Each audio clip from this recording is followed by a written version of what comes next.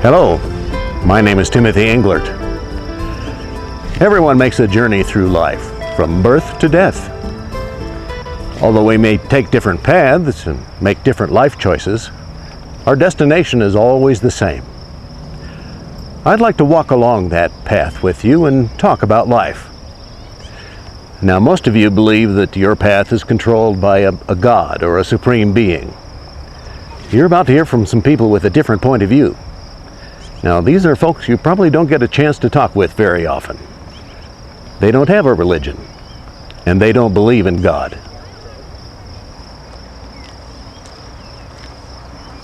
When you look at the big picture of the journey of life, there are three philosophical questions that have come up over the ages. We'll address them during our hike. The first one is related to birth. Where was I before I was born? From a non-believer's point of view, there's no such thing as reincarnation or life before birth.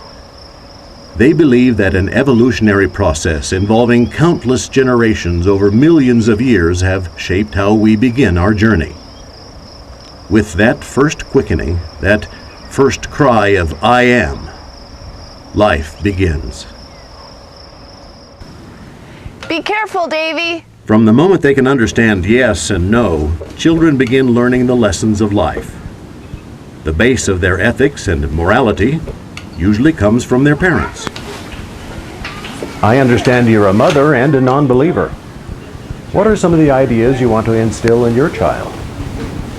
Before my own journey ends, I want to teach him how to read life's maps and road signs so he can make his own route.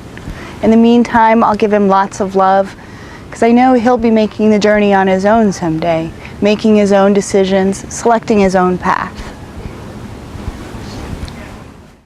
Before we continue our hike, let's take a break and meet some non-believers.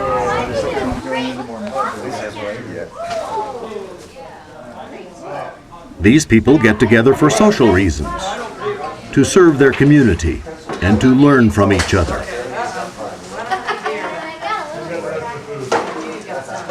Well, some of our viewers have never met anybody who doesn't believe in God or practice religion. Tell us about yourselves. There are 30 million of us. We're your neighbors and your coworkers. We're nurses, truck drivers, teachers, pilots, and waitresses. We're a cross-section of the population who don't believe in God. If you're not part of an organized religion, where do you get your values?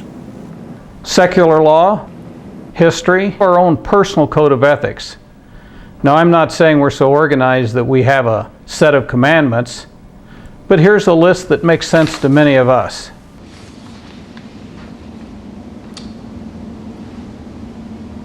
Enjoy life and live it to the fullest. Accept responsibility for your actions. Take care of your body and your surroundings. Be kind and gentle to those around you. Live in accord with those who are not kind and gentle. Of course, we need to follow the rules of society, but beyond that, it's up to us to determine how we go through life. That's exactly right. We consider ourselves moral and ethical. We love our kids, we pay our taxes, and we obey the law. In many ways, we non-believers are the same. In others, we're different. Such as? Sometimes it's in something as simple as what we call ourselves.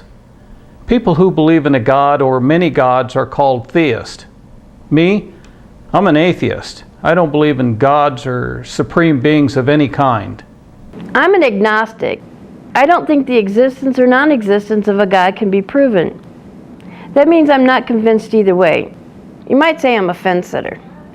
Or you might see an atheist who's afraid of having your house burned down. You can put me in a group called freethinkers. We believe in rational thinking and we reject religious dogma. To me, the word atheist is an in-your-face term, and I'm not an aggressive guy. And here's our philosopher. Yeah, I'm a humanist. We believe in a philosophy based on human capabilities. A few humanists are theists, but most of us are atheists. Or you could say humanist is an atheist with a college education. Well, these definitions all sound pretty much the same to me. They are. No matter what moniker we go by, we don't believe in gods or devils or heaven or hell. I guess a good catch-all term is non-believer. Well, now that we've met some non-believers, let's continue our hike.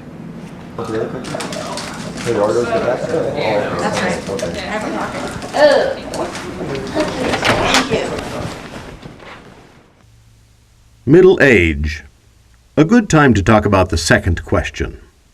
The point in life when there is less of the trail in front than there is behind.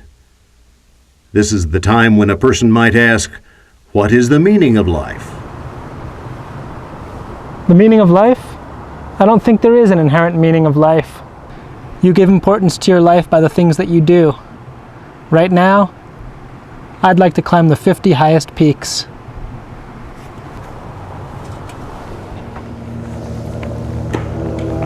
Meaning of life? Not in my world. Oh, I'm willing to work my butt off because I enjoy babies like this.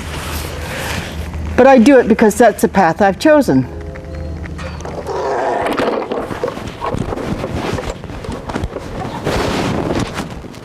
Meaning of life? Like a spiritual thing? My family's important to me, not religion. I love my wife, my kids, my grandkids, and my folks.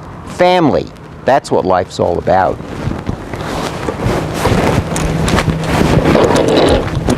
Most religious people feel that their paths are directed by a higher power or by spiritual obligations. Lacking any scientific evidence to the contrary, non-believers don't think there is a predetermined purpose in life, nor a coordinated master plan. The most important point is that we're the ones making our own decision. We don't count on a supreme being to come and correct our bad choices.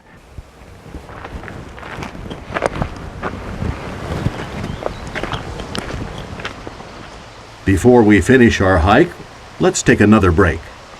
There's a fair down there, and some non-believers are staffing a booth.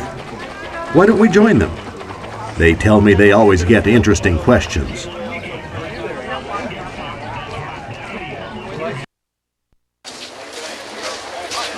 Are you guys atheists? Does that mean you're like Satan worshippers or something? No way. We don't believe in gods, we don't believe in devils. Satanism is a religion just as is Catholicism or Buddhism. We respect logic and reason. We admire double-blind scientific experiments, but we don't worship anything or anybody. I've heard that there's a scientific theory called intelligent design, or ID, that proves God exists. The world is so complex, so, ordered, that it works like a watch. There must be a God. We think that the ID theory is merely wishful thinking. But isn't ID proven with scientific tests? We'd like a scientist to answer your question. To our knowledge, no studies or experiments have been done on intelligent design. It's an example of someone coming up with the answer to a question before any scientific research is done. ID is an assumption, an unproven statement. ID is creationism dressed up in an academic's sheepskin. Then how do you explain the fact that belief in God and religion started independently in all civilizations around the world? We've got a videotape of an anthropologist that will answer that. First of all, it's not true that all cultures believed in deities.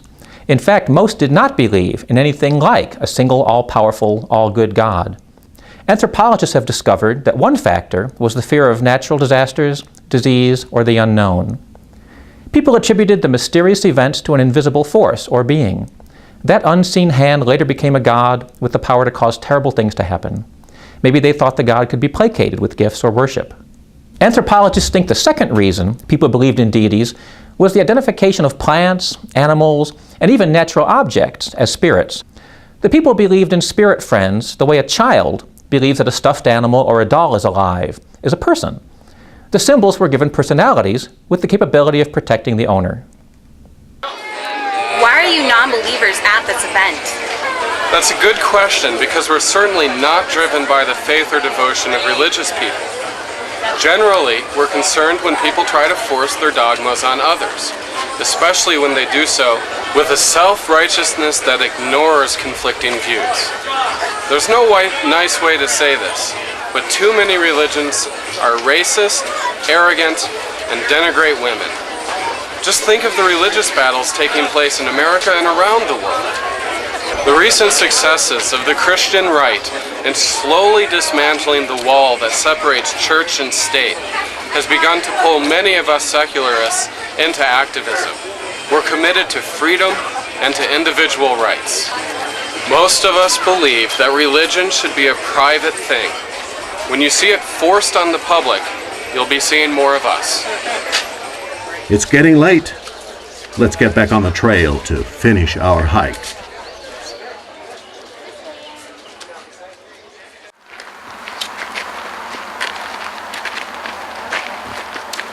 Our hike is almost over. Let's take a break. Thank you. I'm not sure I could have made it another step. That brings us to the last of the 3 questions about the journey of life. It's the big question, and the one that humankind has asked for centuries. What happens after we die? The non-believer's answer: when your body and brain no longer function, life ends. That's a scary answer for many. It's a question that has given religions a powerful tool. If a prophet tells his followers that they will not die but live forever in paradise, their fears are calmed. But non-believers say it simply means they must make the most of the one life they have.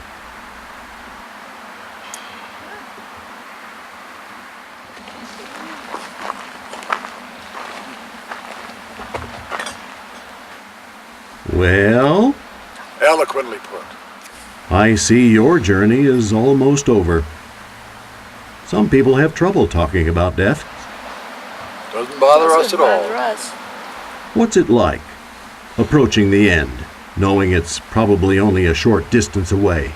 First of all, growing old is not for sissies. When you're older than dirt, your body begins to fail you, and your energy deserts you. We're lucky that we're in this together. The bad part for some is the loneliness and then the pain. The good news is all of the songs about life are true. We've enjoyed it, we've made mistakes, and we've had our successes. Bottom line, we did it our way. And you don't expect an afterlife? Oh, not at all. For us, that's just wishful thinking.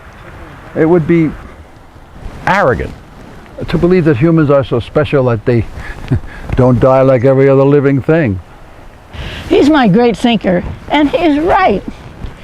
When you reach this point, you know you're going to die, and that's the end of it. I'm no more afraid of dying than lying down to go to sleep. Of course, no one looks forward to it. Almost everyone thinks, not yet. I'd like just one more delicious pastrami on rye with a dill pickle.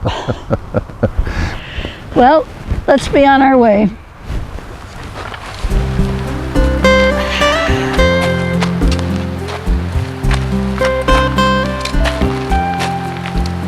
Hey, you forgot your flask. We don't need that anymore.